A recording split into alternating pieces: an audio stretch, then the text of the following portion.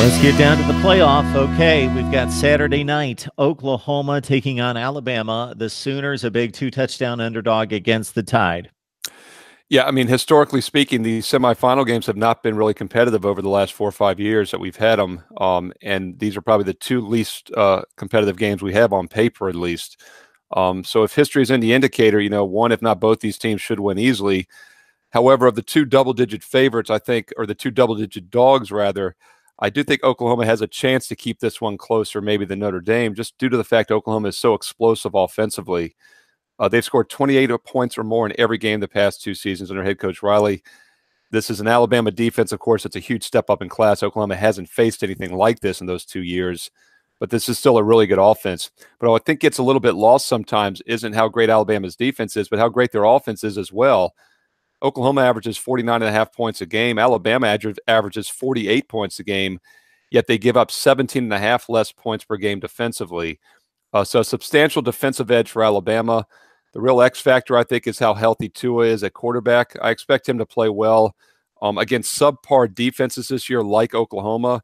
21 touchdowns, 0 interceptions. He averaged over 14.5 yards per pass attempt when taking on these subpar defensive teams. So if he is healthy, I think this will be a shootout and both teams will get some points, but that probably gives Oklahoma a chance to maybe stay within the 2 touchdowns, although I expect Alabama to definitely win the game.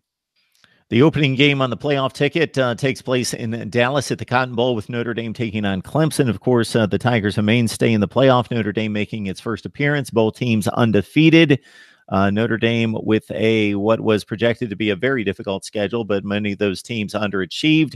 The schedule was still fairly daunting, but not what we expected. And Clemson has not really faced that many tests throughout the season. Probably Texas A&M and Syracuse would be the 2 tests that they faced, but they've had an easy ride for quite some time. And right now at about a 12.5-point favorite, with, of course, the news of Dexter Lawrence not playing in the game. Exactly, and for most teams, that'd be devastating. He's as good as a defensive tackle as anybody in the nation. But then again, Clemson is so deep on the defensive line. Backup Huggins is an NFL prospect. He'll probably be the guy who gets most of the makeup time here. So I'm not sure there'll be as much of a drop-off as people think. If anything, that might rally Clemson, have them more focused. There's been a lot of talk about how they give up over a yard per rush more when he wasn't in the lineup. But then again, he probably was on the bench when they had these 60-point leads in some of those ACC games. So I'm not sure statistically it's going to be as big of a difference as people think. The line did drop from 13 down to 12.5 this week, maybe because of this. Not much of a move, 12.5, 13, kind of dead number area. If it gets up to that 14-2 touchdown like the Alabama game, then we're talking about a key number. I don't think it will. As I mentioned earlier, though, if you're looking for one of these 2 games where we will get that typical double-digit win by the favorite, you would think it's more likely here just due to the fact Notre Dame offensively is not as powerful as Oklahoma. Clemson and Alabama both great defensively, but Oklahoma, I think, can still move the ball. Notre Dame's going to struggle in this game. They averaged 34 points a game this year, but they took on opponents that allowed 28 on average. Clemson gives up 13.5. So that's how much of a step up in class they are taking here.